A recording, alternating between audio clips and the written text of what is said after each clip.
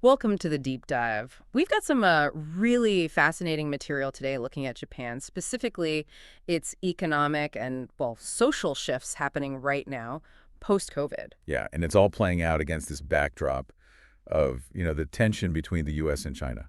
It's quite a moment. It really is. It looks like Japan might actually be finding some unique advantages in this whole reglobalization trend we're hearing about. That's definitely something we need to dig into. And listeners have been asking about Warren Buffett's big moves there, too. Right, his investments in those big Japanese trading firms, plus the stuff about Japan's shipbuilding and semiconductor industries may be making a comeback.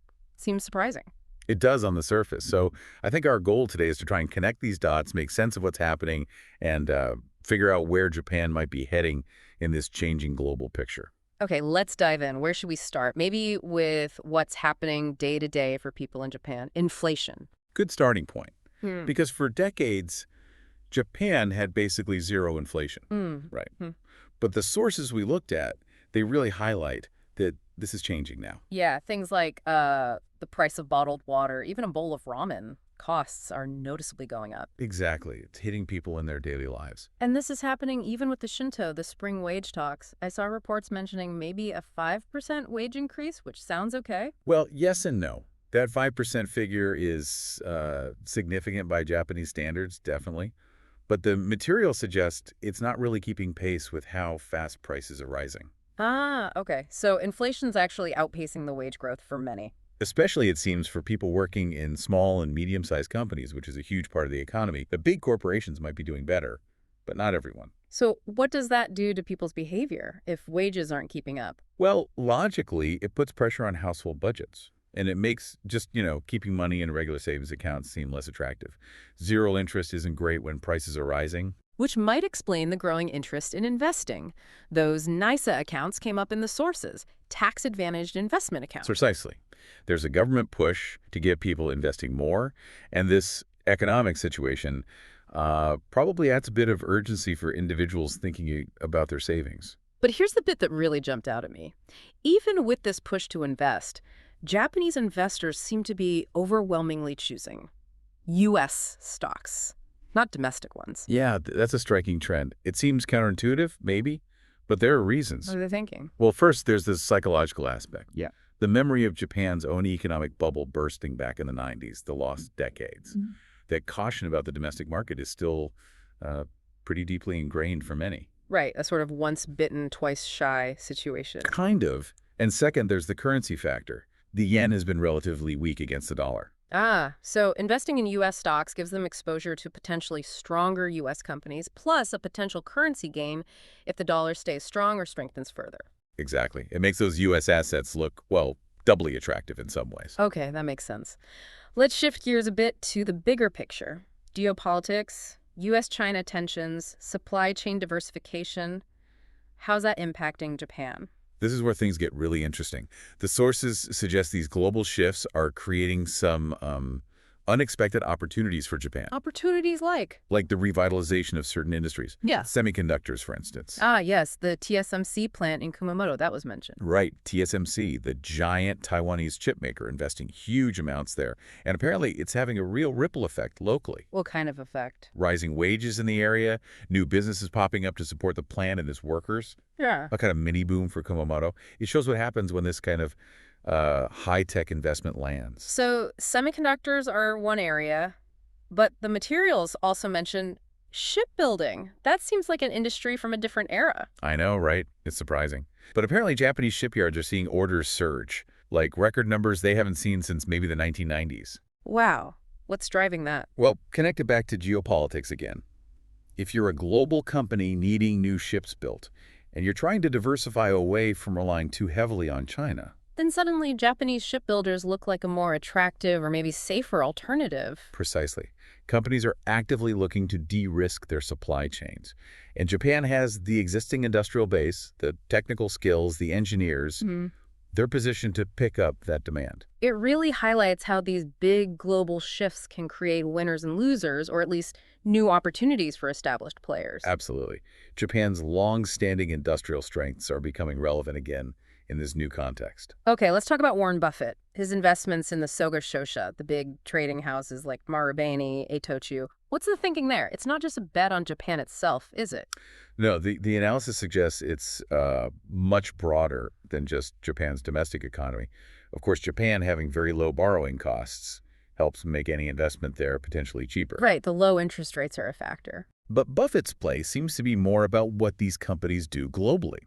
They're deeply involved in resources, commodities, energy, logistics, all around the world. So they're like global intermediaries. Exactly. In a world that might be, let's say, deglobalizing slightly, or at least reconfiguring its supply chains. You need reliable middlemen, people who know how to source things from everywhere and manage the risks. That seems to be the thesis. As companies try to make their supply chains less dependent on single sources, like China, the value of these diversified, globally connected trading houses goes up. They help manage that complexity and risk. So Buffett's betting on the complexity of reglobalization itself, and these firms being essential navigators. That appears to be a key part of the rationale, yes. Their global networks become even more valuable in a shifting landscape. Fascinating. Okay, let's broaden out again to the societal trends. The sources highlighted some major long-term challenges for Japan, demographics primarily. Yeah, this is the elephant in the room, really. The declining birth rate, the rapidly aging population. These aren't new issues, but they cast a long shadow. How does that connect with, say, immigration policy?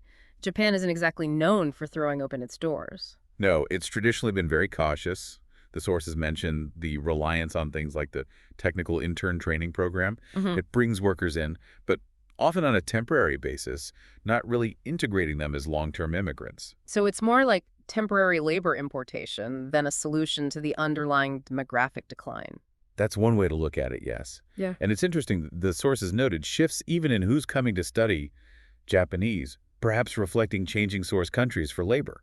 And these demographic issues lead to practical problems, right? Labor shortages. Absolutely. We're seeing it in sectors like logistics, trucking, even things like city bus drivers. There just aren't enough younger Japanese workers moving into these roles. Which leads to Increased focus on automation, robotics, but also a growing reliance on foreign workers, often from Southeast Asia.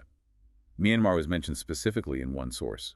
So there's this tension between the economic need for workers and perhaps a societal reluctance towards large-scale immigration. It's a very complex balancing act. And related to population pressures, though different, is the over-tourism issue that came up. Right, places like Kyoto being overwhelmed. Yeah, the economic benefits are there, tourism brings money in, but it's creating real friction with local residents' quality of life in some hotspots. Another tricky balance. Now, something else the material touched on was Japan's economic policy style. Historically, very top-down, government-led. Yes, that model of MITI, the Ministry of International Trade and Industry, guiding industrial development post-war, sometimes called the bureaucrat's summer era. Very different from, say, the more decentralized venture capital-driven innovation we see in Silicon Valley. Does that historical approach still influence things today? Like, does it affect innovation or entrepreneurship? That's a big question. The sources did raise a point about the younger generation in Japan potentially being quite risk-averse. Oh, so? Well, there seems to be a strong preference for stable jobs in large, established corporations, like those Sogo Shosha we talked about, actually. The security of the big company rather than the risk of starting something new? Potentially. And if that's the prevailing mindset, it could dampen the kind of dynamic bottom-up innovation and startup culture seen elsewhere. It's like something to watch. So putting all these pieces together, the inflation, the geopolitical shifts, the industry revivals, the demographic pressures, the cultural factors, how might Japan reposition itself? It's a mix, isn't it? Yeah. On the one hand, you have these clear opportunities. Japan could become a really key player in diversified, resilient supply chains, semiconductors, maybe advanced manufacturing, shipbuilding. It's attractive for foreign investment seeking stability and skill. A safe harbor, almost, in a turbulent world. Maybe. But on the other hand, you have those significant internal challenges.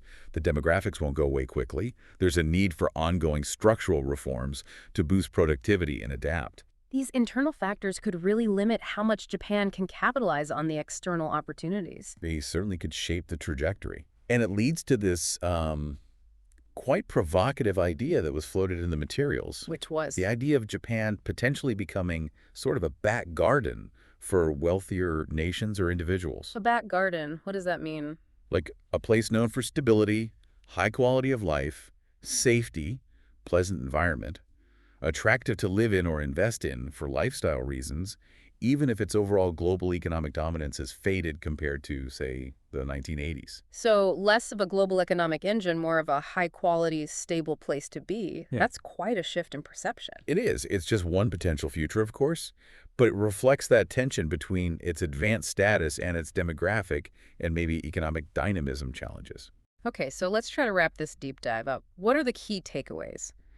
Japan's in a really complex spot post-COVID. Definitely.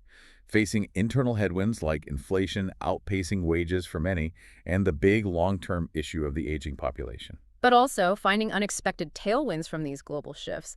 The U.S.-China dynamic is creating real openings for industries like semiconductors and shipbuilding. Yeah, this reglobalization seems to be playing to some of Japan's existing strengths in manufacturing and engineering. It's a chance to leverage that industrial base. And the Warren Buffett story isn't just about Japan, but about how these huge trading companies are positioned as key players, as intermediaries, in a world reorganizing its supply chains. Exactly. His move highlights those broader global economic currents and the increasing value of risk mitigation and diversification. So it leaves us with a really big question, doesn't it? What is Japan's ultimate role going to be in this emerging multipolar world? How will it balance these internal pressures, the demographics, the social changes, with the external economic forces and opportunities? It's Well, not clear yet. no easy answers. Definitely something to keep watching. Thanks for joining us on the Deep Dive.